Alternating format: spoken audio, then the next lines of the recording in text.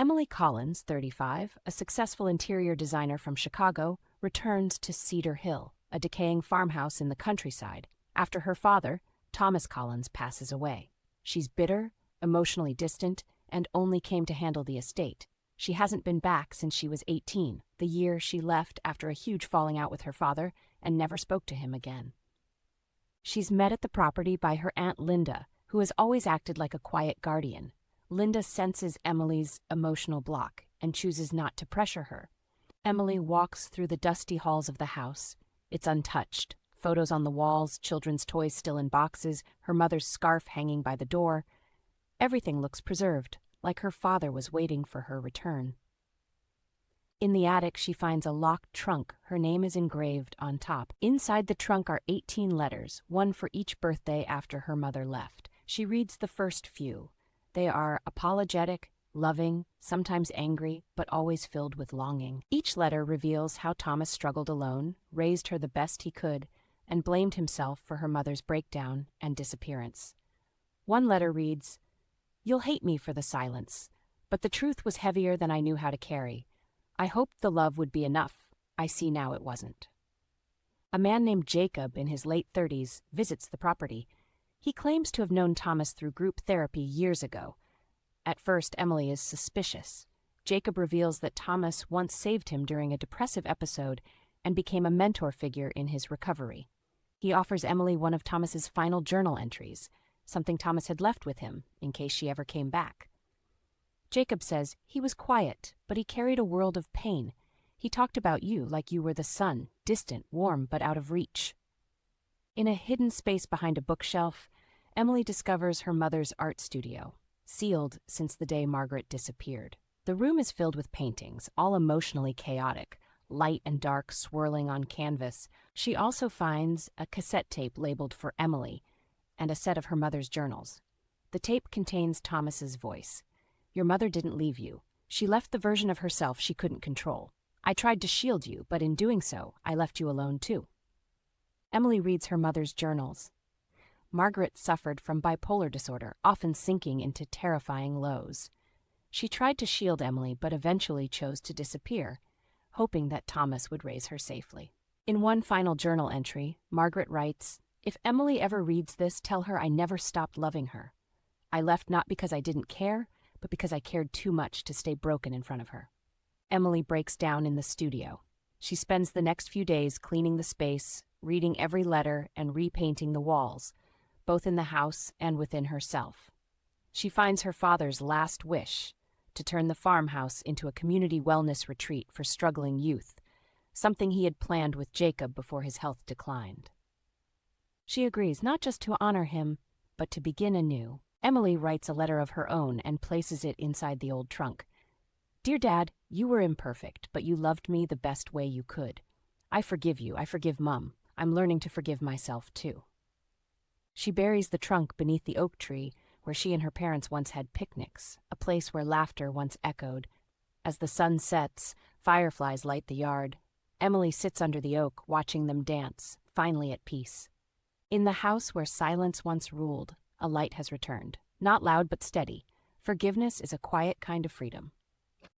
Emily Collins, 35, returns to the family farmhouse in Cedar Hill after the passing of her estranged father, Thomas Collins.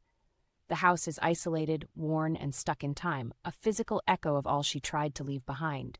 She hasn't seen or spoken to him in over 17 years, not since her mother Margaret walked out and Thomas refused to explain why. "I didn't come to mourn. I came for answers." Emily's words as she unlocks the dusty front door, bracing herself emotionally. She is greeted by Aunt Linda, her father's younger sister, warm, kind, and the only family member Emily ever stayed in touch with. Linda gently reminds Emily that Thomas had always hoped she'd return one day.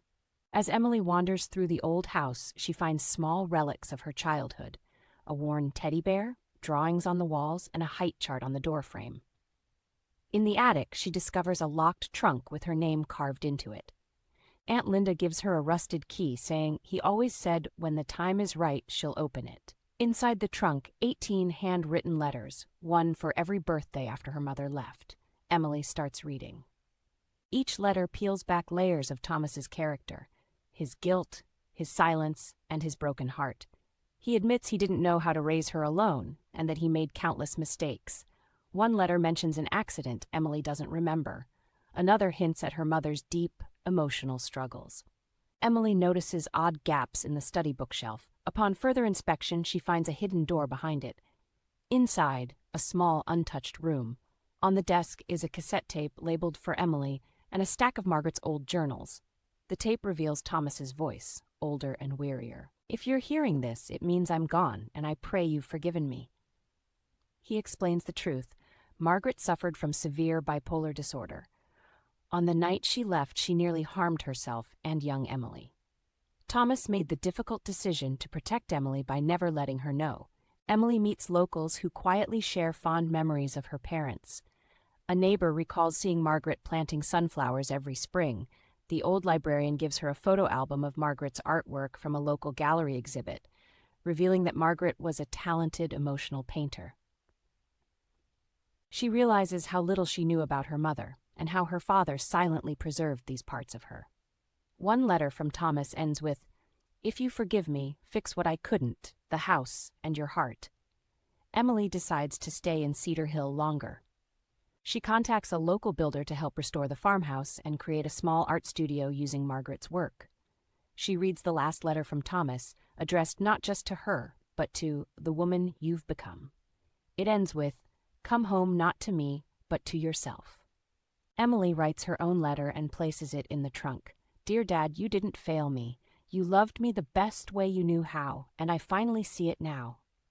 Final scene. Emily walks outside into the spring sun. She places the old cassette, letters, and a sunflower seed packet in a small time capsule under the old oak tree. She smiles, the same place her family once gathered for Sunday picnics. The camera pans up to the tree branches swaying in the wind. Forgiveness isn't forgetting. It's choosing to carry love forward, even when it hurt to hold. Emily Collins, 35, a successful interior designer from Chicago, returns to her childhood farmhouse in Cedar Hill after receiving news of her estranged father's death. It's the first time she's stepped foot on the property in 17 years.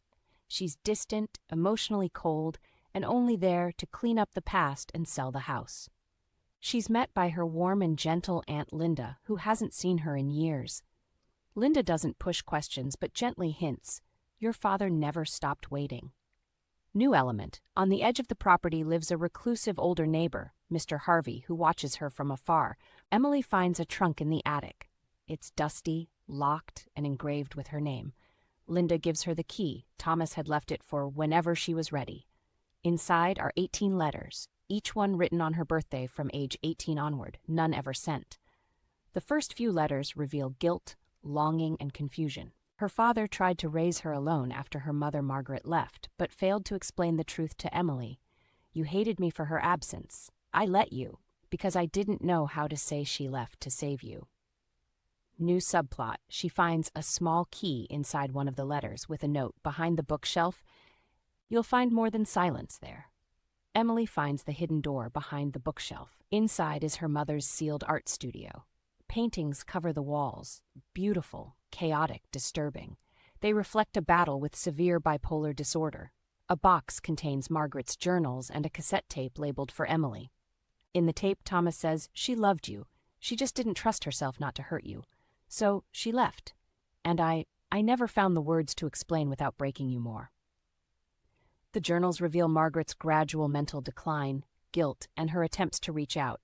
But Thomas had kept those letters hidden, afraid it would confuse or worsen Emily's pain. Jacob, a man in his late 30s, visits the property. He once met Thomas in a support group. But there's more. He was also Margaret's half-brother whom Thomas had forbidden contact with. Jacob brings one of Margaret's unsent letters addressed to Emily. It reads, "You have my heart, Emily. I painted my love for you into every color I couldn't say aloud." Jacob explains that Margaret had gone to a private psychiatric facility, recovered briefly, and wanted to reunite, but Thomas blocked contact out of fear. Major conflict. Emily confronts Aunt Linda, who admits she knew, but stayed silent because Thomas was doing what he thought was best. Mr. Harvey, the reclusive neighbor, visits Emily one evening. He reveals that he was Margaret's closest confidant before she left. After she disappeared, Thomas would sit at the edge of the yard every week, staring into the woods, whispering apologies to the wind. He never forgave himself. He thought silence was protection. He died thinking he failed you. Mr. Harvey gives Emily one final piece, a recording of her mother's last interview at the clinic. Margaret says, "If my daughter ever finds this, tell her I was sick, not selfish, and I loved her. I still do." Emily spends several days in solitude, processing it all. Then, she decides to stay and restore the house, not to erase the past, but to honor it. She transforms Margaret's studio into an art and grief therapy space for young people. She places the trunk, journals, tape, and letters into a time capsule and buries it beneath the oak tree, where her family once spent quiet, joyful afternoons. Final scene. Emily sits on the farmhouse porch as golden light bathes the property. "I thought I came here to close a chapter, but I opened a door instead, to truth, to healing, and to a love that was quiet, but never gone." The screen fades as Margaret's paintings are shown being displayed in the restored art room, children laughing and painting with brushes dipped in color and memory.